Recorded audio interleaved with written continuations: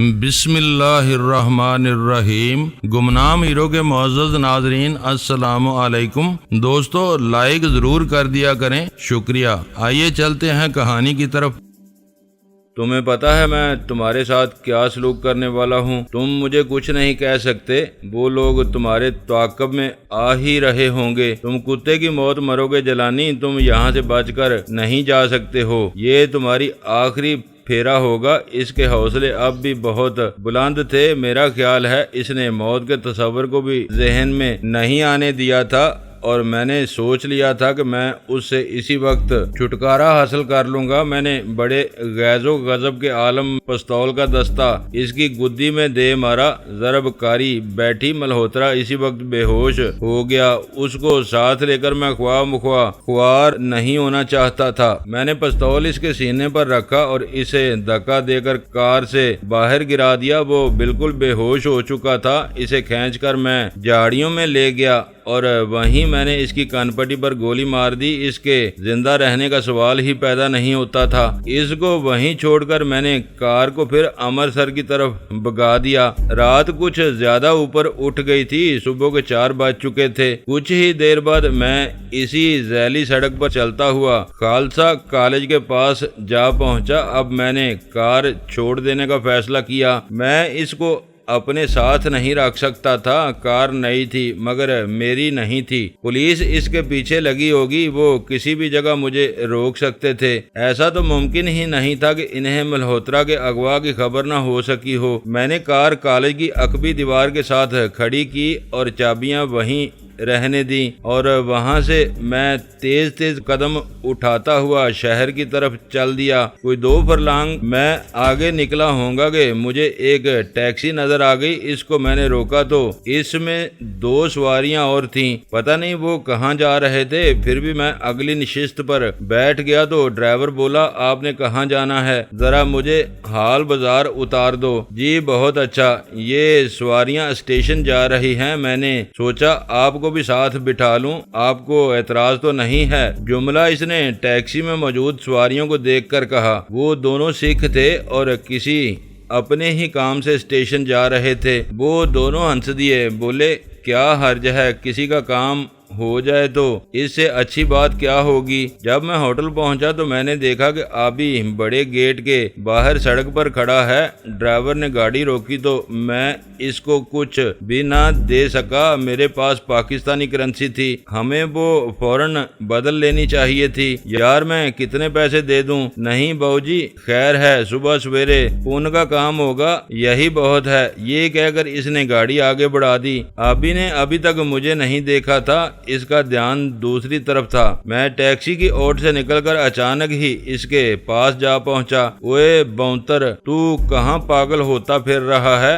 हैं? तू जिंदा तो है? हाँ हाँ, यहाँ हर तरह से खैरियत है और तुम्हारी खैरियत नेक मतलूब है। और अंदर चल, बात करते हैं। ये कहकर मैं उसे अपने साथ लेकर होटल की तरफ बढ़ा। उसने मुझे रोक लिया। अंदर मत जाओ, पुलिस के सिपाही किसी को तलाश करते फिर रहे हैं। पता नहीं मामला क्या है। ओए बेड़ा गर्क, ये तो बहुत बुरा हुआ। हमें यहाँ से फौरन निकल जाना चाहिए। आओ इधर। इसे साथ लेकर मैं पीछे हटा और वहां से हम कोई 100 कदम तक टहलते टहलते आगे निकल गए। ये यहाँ कैसे आ गए और इनसे तुम कैसे बच गए? मैं कोई 1 घंटे से बाहर हूँ, वो मेरा ख्याल है। लोगों के कमरों की तलाशी ले रहे हैं। समझ में नहीं आया कि किसे ढूंढ रहे हैं। आबी को साथ लेकर मैंने एक बगली गली में कदम रखा और फिर हमने अपनी रफ्तार तेज कर दी। स्टेशन का फासला वहाँ से ज्यादा ही था। तुम मुख्तलिफ गलियों से होते हुए बिल आखिर एक मस्जिद में जा पहुंचे। वही ठिकाना हमारे लिए सबसे महफूज था। मौलवी साहब अजान दे चुके थे। हमने वजू किया और खुदा के हजूर झुक गए। मैंने सजदे में सर डाला तो मेरे आंसू जारी हो गए। आबी का भी यही हाल था। इसकी आंखें भी अशकबार हो गई थीं। हमारे अपने ही अमाल हमें ले डूबे थे। चैन का एक लम्हा हमें मैसर नहीं था। मस्जिद में नमाजी ज्यादा नहीं थे। मुश्किल से एक साफ पूरी हो सकी।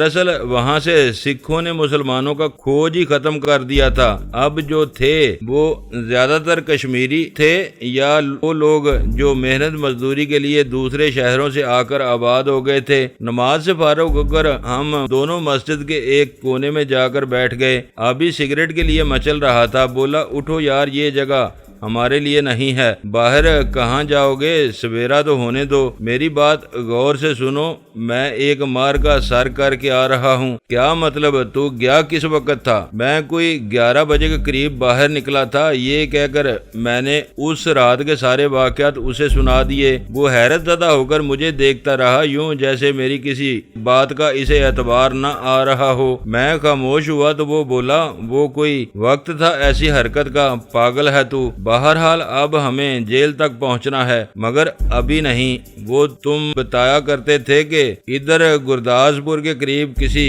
गांव में तेरी दोस्ती थी। हाँ थी। फिर मेरी मान, चंद दिन के लिए हम दोनों जा रहते हैं इधर। जरा ठंड ठंडा हो जाए तो फिर इधर आ जाएंगे, वरना वो हमें 2 कदम नहीं चलने देंगे। तू ठीक कह रहा है यार, मुझे भी अपनी जान शिकंजे में दिखाई देती है। उठ, फिर हम सुबह की गाड़ी से वहाँ जा रहते हैं। ये अच्छी तजवीज बताई है तूने, यही बेहतर है। इस मल्होत्रा के कत्ल तो पुलिस के लिए जबरदस्त आजमाइश बन जाएगा। चलो। ये कहकर वो इसी वक्त अपनी जगह से उठ गया। जब हम मस्जिद से बाहर निकले तो वो बोला, मगर सफर के लिए पैसे कहाँ से आएंगे? हमारे पास तो पाकिस्तानी करेंसी है। हाँ, ये मुश्किल है। मेरा ख्याल है हम किसी मुसलमान भाई से 100 रुपया उधार ले लेते हैं। तुम ही जाओ, किसी नमाजी से बात करो। ठीक है, तुम इधर ही ठहरो। ये कहकर अभी फिर मस्जिद में जा घुसा। पता नहीं उसने क्या किया। जब वो वापस आया तो 100 रुपए उसके पास थे। ले भाई, काम बन गया। इसे मैं 200 रुपए पाकिस्तानी दे आया हूँ। अब फिक्र की कोई बात नहीं है। मेरा ख्याल है वो करेंसी के बिजनेस को समझता है। समझे या ना समझे, बस तू निकल चल। ये कहकर उसे साथ लेकर स्टेशन की तरफ चल दिया। मालूम ये हुआ कि पठानकोट के लिए गाड़ी वहाँ से 5:30 बजे छूटती थी। 2 टिकट लेकर हम डिब्बे में जा बैठे, मगर सुकून हमें बिल्कुल नहीं था। जब तक हम स्टेशन पर रहे हमारी आंखें मतवातर हरकत में रहीं। डर ये था कि उन लोगों ने हर जगह पुलिस को खबरदार कर दिया होगा। हमें ज्यादा लोग पहचान तो नहीं सकते थे, मगर फिर भी दिल में वसवसा था। किसी भी वक्त कोई पुलिसिया हमें नथ डाल सकता था। मुझे उनकी सूरत से ही नफरत थी। वो मल्होत्रा भी पुलिस में ही था, मगर इसके अमाल देखकर शैतान भी इससे पनाह मांगता होगा। गाड़ी रवाना हुई तो हमने इत्मीनान का सांस लिया। खुदा खुदा करके गाड़ी गुरदासपुर पहुंची तो हम उतरकर इसी वक्त स्टेशन से बाहर आ गए। अभी वो इलाका पहली बार देख रहा था। हम बोला, बड़ा सरसब्ज इलाका है। ये पहले तो सुना था ये पाकिस्तान को मिल रहा है। हाँ, मगर हिंदू के बाट तुम जानते हो, लेने के और होते हैं और देने के और। ऐसी डंडी मारी इन लोगों ने कि जब आंख खुली तो गुरदासपुर इनके हथे चढ़ चुका था और ये रेलवे लाइन सीधी कश्मीर जाती है। ये बहुत बुरा हुआ जलानी, मुसलमानों की अक्सरियत थी यहाँ, मगर अब तो वो खत्म ही हो गए। हाँ, बस गलती हो गई,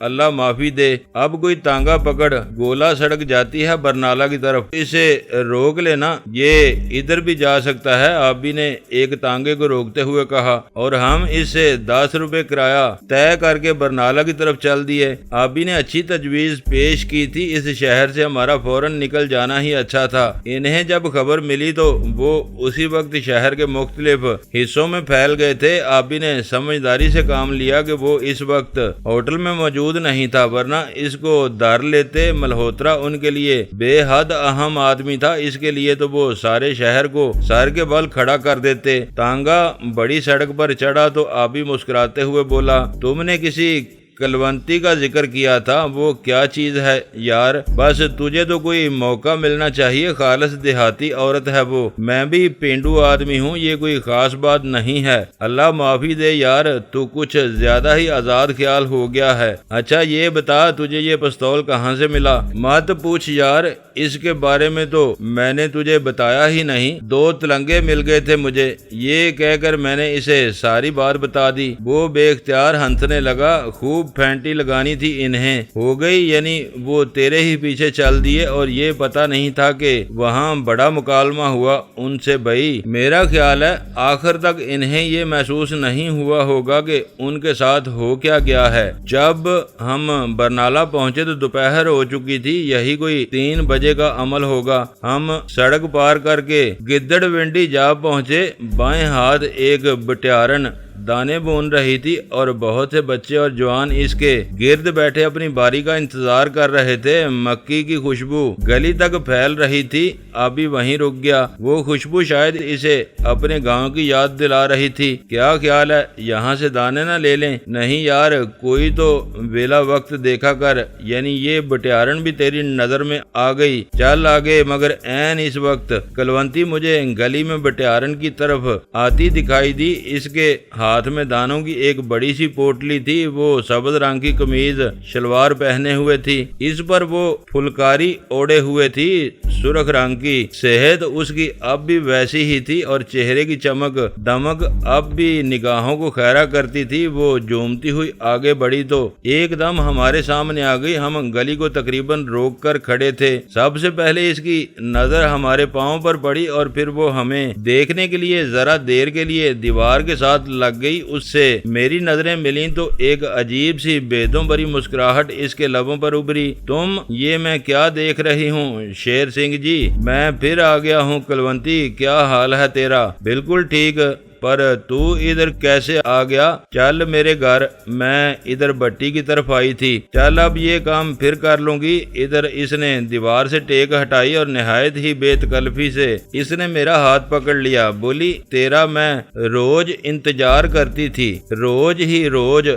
आखिर तू आ ही गया। ये तेरे साथ कौन है? ये मेरे दोस्त हैं, मेरे साथ ही आए हैं। हौलनाग सिंह नाम है इनका। हाँ, बर्बाद सिंह क्यों नहीं कर देते? जगत सिंह अभी घर पर नहीं है, शाम को आएगा। चल आ। ये कहकर इसने मेरा हाथ छोड़ दिया। सामने से 2-3 आदमी गली में आ रहे थे। उनको रास्ता देकर वो आगे बढ़ी तो बोली, जगत सिंह भी तुझे बहुत याद करता था। अच्छा हुआ तेरे दर्शन हो गए। अभी तक आप भी बिल्कुल खामोश था। वो कलवंती को निगाहों में तोल रहा था। गली से निकलकर वो अपने मकान के दरवाजे के सामने जाकर ठहरी। आज भाभी भी घर पर नहीं है, वो अपने मैके गई हुई है। ये कहकर इसने दरवाजे पर लगी कुंडी किसी को आवाज देकर खुलवाई। सेहन में एक नौकरानी खड़ी थी। इसे नजरअंदाज करके वो हमें साथ लेकर सेहन अबूर करके कमरे में जा पहुंची। घर अब भी पहले ऐसा ही साफ सुथरा था। कहीं भी कोई शय ऐसी नहीं थी जो करीने से ना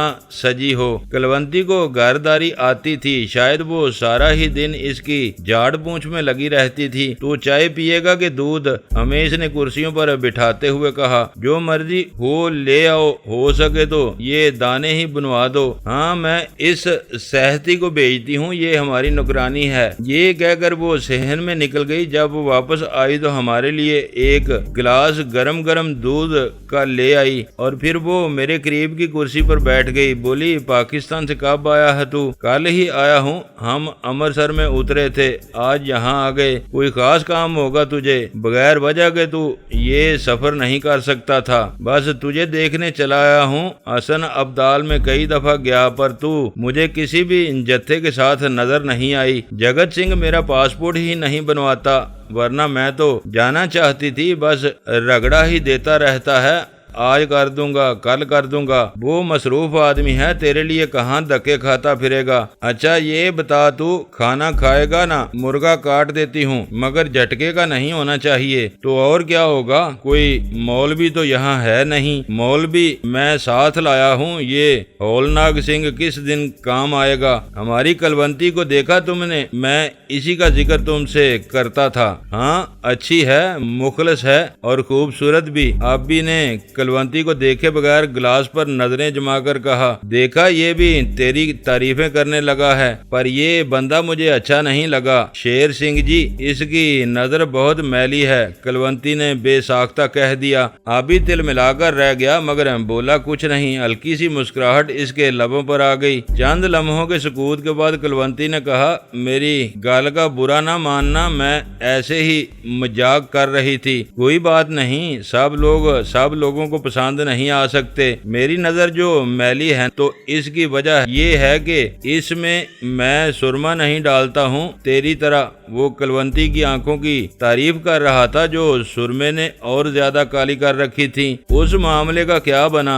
वो लोग जो जगत सिंह को कत्ल करने आए थे तो क्या हुए? मैंने कुलवंती को अपनी तरफ मतवजो कर लिया। वो पुलिस आई थी जनाब, लाशें तो हमारे घर से बरामद हुई। थानेदार ने उन सब को बांध लिया, धनी राम भी पकड़ा गया। अब मुकदमा चल रहा है। चलो ये अच्छा हुआ वो कुत्ते के पुत्र, वरना इस दिन जगत सिंह को मार ही गए थे। हाँ, इसीलिए तो वो तेरी बहुत तारीफ करता है सरदारा। तेरे जैसा जवान हमने कम ही देखा है। मैं तेरे लिए खाना पकाती हूँ, मुर्गा खुद ज़िबा कर लेना। इस हौलनाक सिंह को साथ ले जा, ये सब समझता है। मैंने आबी को कुलवंती के साथ जाने को कहा। वो इसी वक्त सहन की तरफ निकल गया। खिड़की में से इन्हें देख रहा था। कुलवंती ने सहती से कहकर छत पर फिरते मुर्गे को पकड़ा और वो जल्द ही पकड़ा भी गया। ज्यादा शोर शराबा नहीं मचाया, वरना मुर्ग यूं आसानी से कैसे हाथ आते हैं। कुलवंती ने छुरी आबी के हाथ में दे दी, मगर वो बहुत संजीदा हो गई थी। आबी के सामने वो कोई बात नहीं करती थी। मुर्गा ज़िबा करके आबी अंदर आ गया तो बोला, तेरा क्या ख्याल है? वो जगत सिंह हमारे काम आ सकेगा? उम्मीद तो यही है। बहुत जीदार आदमी है वो, शाम को आए तो पता चले। खाना खाकर हम इसी कमरे में अलग अलग बिस्तरों पर लेट गए और कुलवंती अपने धंधे में लग गई। हमारे मुतालिक इसे कतन कोई फिक्र नहीं थी। शाम को जगत सिंह वापस आया तो इस वक्त अंधेरा छा चुका था और कुलवंती ने लैंप जला दिए थे। वो हमें देखकर बहुत खुश हुआ, यूं जैसे वो मुझे मुद्दतों से जानता हो। हालांकि मेरी इसकी मुलाकात वो सिर्फ एक रात की थी, मगर वो बड़ी ही फैसला कुन रात थी। मैं अगर इसकी मदद को वहाँ मौजूद ना होता तो शायद वो बच ना सकता और यही एहसान उसकी गर्दन झुकाता था। मुझे देखकर बोला, कैसे आए हो मियाँ जी? मैं तो आपकी सेवा को तरस गया। मेरा ख्याल था कि मैं पाकिस्तान जाऊं, मगर इधर वो मुकदमा लग गया। मुझे यहाँ ही रहना पड़ा। साले हर 2 हफ्ते बाद कचहरी बुला लेते हैं। कुछ ऐसी ही बात है जगत सिंह जी, हमें तुम्हारी मदद की सख्त जरूरत है। बात तो करो, शायद मैं तुम्हारे काम आ सकूं। कोई दारू शारू भी पीते हो कि नहीं? नहीं जगत सिंह जी, ये ऐब हम में नहीं है। मसला ये है कि एक हमारे दोस्त हैं डलू साहब, उनको अमृतसर के चंद लोगों ने अगवा कर लिया है। उनमें से एक का नाम मल्होत्रा है, वो पुलिस अफसर था। दूसरा आदमी भंडारी है, वो अमृतसर की एक सियासी पार्टी का सदर है। ये सारा काम इन दोनों ने किया है। कुछ और लोग भी उनके साथ शामिल हैं। पता ये चला है कि डलो साहब आजकल जेल में हैं और अभी तक किसी भी अदालत में इन्हें पेश नहीं किया गया और हम इन्हें लेने आए हैं। ये तो बड़ी गड़बड़ की बात है। डलों पर कोई मुकदमा तो इन्होंने जरूर कायम किया होगा, ये तो लाजमी बात है। उनका एक आदमी बदरी डलों की हवेली में मुलाजम हो गया था। वो अपना नाम बदरुद्दीन बताता रहा, उसी ने ये काम किया है, मगर अब वो इस दुनिया में नहीं रहा। डलों पर मुकदमा उन लोगों ने बलबीर सिंह के कत्ल का कायम किया होगा। उस आदमी को मैं पाकिस्तान ले गया था। वो पाकिस्तान की पंजाब पुलिस में बिलाल आगा के नाम से काम करता था। मल्होत्रा ने डलों को इसी सिलसिले में बांधा है। ये तो बड़ी गड़बड़ की बात है जलानी। बंदा किसी बंदे की कैद में हो तो काम बन सकता है, मगर वो तो जेल में है। जगत सिंह ने अपनी मूछें फड़काते हुए कहा। दोहरे बदन का वो खूबसूरत जवान था और दाढ़ी से खूब सजती थी। कुलवंती से इसकी सूरत बहुत मिलती थी, मगर इस घड़ी वो मुझे बहुत ही खाल रहा था। उसके इनकार ने हमें परेशान कर दिया था। यूं महसूस होता था जैसे वो इस बात को कोई अहमियत न दे रहा हो। हम बड़ी आस लेकर आए हैं सरदार जी। डलों साहब की रिहाई बहुत जरूरी है। वो हमारे दोस्त हैं, सरप्रस्त हैं, बल्कि माता पिता हैं। आबी ने इसकी तरफ झुकते हुए कहा, इनके बगैर तो हमारा गुजारा ही नहीं हो सकता। समझ रहे हैं ना आप? एक वो दिन था कि जलानी आपके दुश्मनों के सामने दीवार बन गया था। कुछ तो ख्याल करें कि आपके पास कौन आया है। आबी की तकरीर कुछ कुछ ज्यादा ही लंबी हो गई थी। ये बात नहीं है जगत सिंह जी, मैंने आप पर कोई एहसान नहीं किया था, ना ये ख्याल था कि आपको इसका बदला उतारना होगा। मुसीबत कुछ ऐसी ही आ पड़ी है कि हम सीधे यहाँ आ गए हैं। जगत सिंह बड़े गौर से हमारी बात सुनता रहा, बोला वो तो ठीक है पर हम हुकूमत से कैसे टकरा सकते हैं। वो बंदा कहीं बाहर निकले, कोई इसकी पेशी बेशी हो तो एक बात भी है, आदमी 100 अड़ंगे डाल सकता है, पर मुझे आप ये बताएं कि मैं क्या करूं। सोचें, इस बारे में गौर करें। गौर करने से तो आदमी एटम बम बना सकता है। आबी ने सब्र न करते हुए जगत सिंह के सामने सिगरेट सुलगा लिया। इसका धुआं एकदम फैला तो वो खांसता हुआ कुर्सी से उठ गया। सुबह मैं आपको बताऊंगा, मैं भी गौर करता हूँ, आप भी गौर करें। ये कहकर वो कमरे से बाहर निकल गया।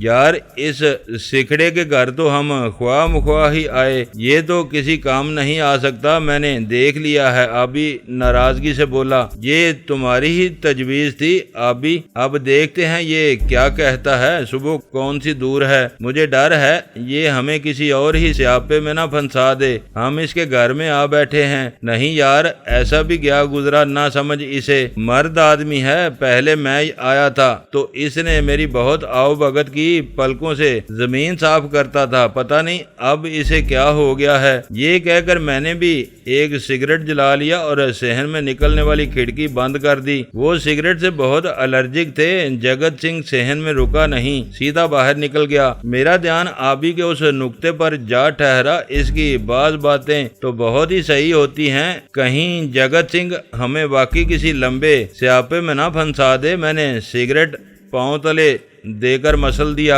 उठो यार, मेरा ख्याल है हमें यहाँ रात नहीं गुजारनी चाहिए। कोई बात नहीं, बैठो तुम, मैं तो वैसे ही एक शक जाहिर कर रहा था, कुछ नहीं होता, बैठ रहो। आबी ने सिगरेट का एक लंबा कश लगाते हुए कहा, क्या ख्याल है मैं कुलवंती से बात ना करूं? हाँ, क्या हर्ज है, इससे कहो वो जगत सिंह को मजबूर कर सकती है भाई। पर मैं सोचता हूँ जगत सिंह साला कौन सा यहाँ कमिश्नर लगा हुआ है, आखिर वो कर ही क्या सकता है। हमें इधर नहीं आना चाहिए था। इस कुलवंती को तो बुलाओ, देखो वो क्या कहती है। मैं आबी की आवाज सुनकर सहन में जा निकला। कुलवंती उस वक्त बावर्ची खाने में थी, हमारे लिए वो भोजन तैयार कर रही थी। मैं इसके सामने जा ठहरा। वो इस वक्त दुपट्टे से बेनियाज होकर चूल्हे से उलझ रही थी। मुझे देखते ही उसने दुपट्टा ओढ़ लिया। बोली, ये जगत सिंह क्या कह रहा था, इसकी बात की मुझे समझ नहीं आई। कह रहा था कि मैं ज्यादा आपके सामने ना जाऊं। अच्छा, क्यों,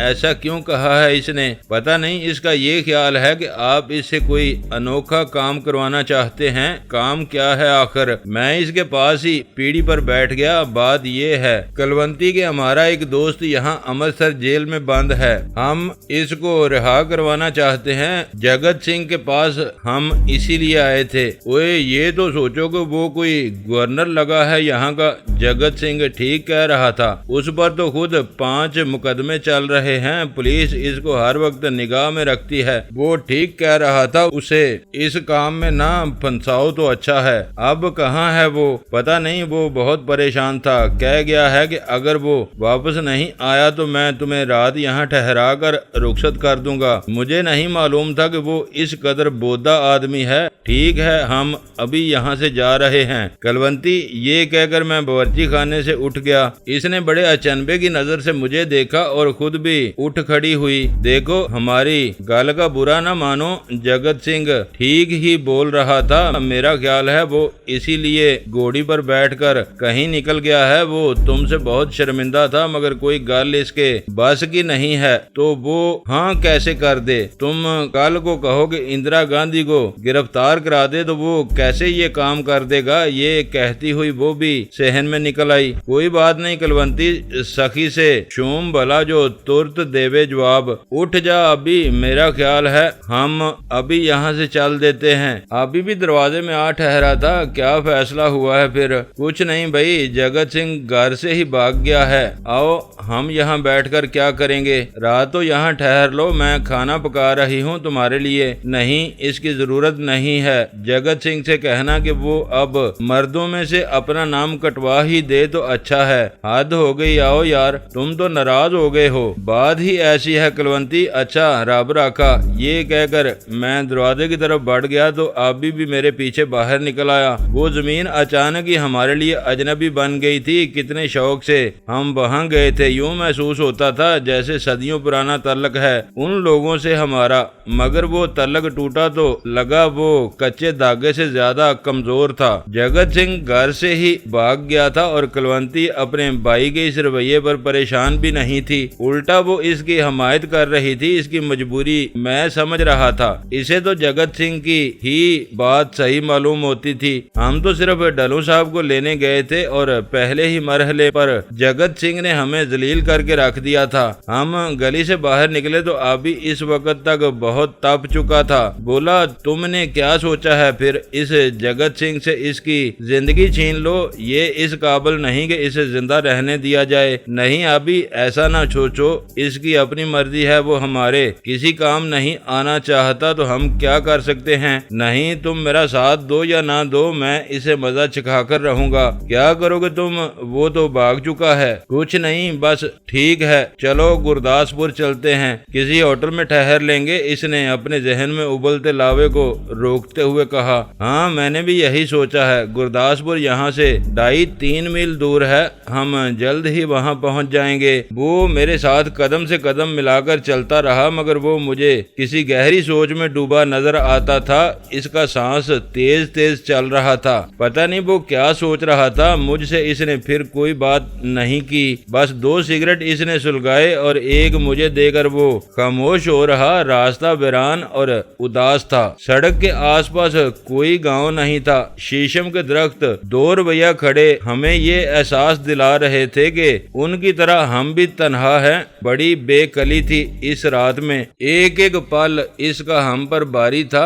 भारतीय इलाके में होने की वजह से हमें ये धड़का बराबर लगा रहता था कि अगर हम किसी चक्कर में फंस गए तो वो हम पर सीधा सीधा जासूसी का इल्जाम धरेंगे और किसी जगह हमारे हाथ पांव बांधकर हमें गोली मार देंगे। उनके लिए तो हमारी कोई हैसियत ही नहीं थी। डर मुझे ये भी था कि कहीं जगत सिंह हमारी मुखबरी के लिए ही बाहर न निकला हो। पुलिस को खबरदार करना इसके लिए क्या मुश्किल था। हम दोनों ही इस खदशे में मुब्तला थे। जो कोई दोस्ती की राह पर नहीं चलता उसे दुश्मनी करने में क्या देर लगती है। अभी हम कोई 4 फरलांग ही आगे निकले थे। मेरा ख्याल है हम तलाई के पास जा पहुंचे थे कि हमें दूर से चंद घुड़सवार सड़क की तरफ आते दिखाई दिए। आबी को मैंने फौरन ही रोककर झाड़ियों में गिरा दिया। यहाँ रुक जा आबी, कुछ घुड़सवार इधर आ रहे हैं। आबी ने फौरन ही अपना सांस रोक लिया और झाड़ियों के बीच यूं लेट गया जैसे वो अब कभी ना उठ सकेगा।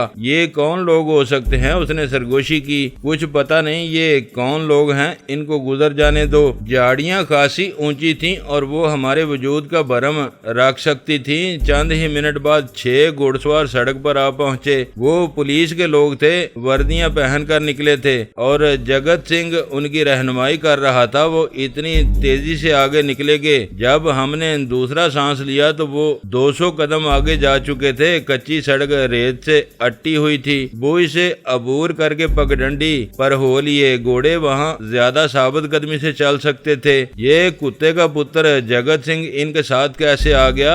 आबी भड़क उठा। चुप रहो आबी, इनको आगे निकलने दो। चंद लम्हे और गुजरे तो हम दोनों वहाँ से उठकर खेतों में जा घुसे। वो हमारी ही तलाश में निकले थे। वो पुलिस को बुला लाया है भाई। इस जगत सिंह को तो इनाम देना चाहिए। यानी वो इतनी सी बात बर्दाश्त नहीं कर सका। हमें तो खुदा ने बचाया है आज, वरना पता नहीं क्या हो जाता। मैंने गन्ने के खेत से आबी को गुजारते हुए कहा, मगर इसके पौधे अभी बस उग ही रहे थे, कोई 1.5 हाथ ऊंचे हुए होंगे। इसमें से निकलकर हम मक्की के खेत में जा घुसे, मगर वो भी हमारी पनाह साबित नहीं हो रहा था। छोटा सा खेत था, वो हम अबूर करके। बोला, जल्दी निकल चल यार, वो पलटकर हमें डस लेंगे। जगत सिंह इन्हें चैन नहीं लेने देगा।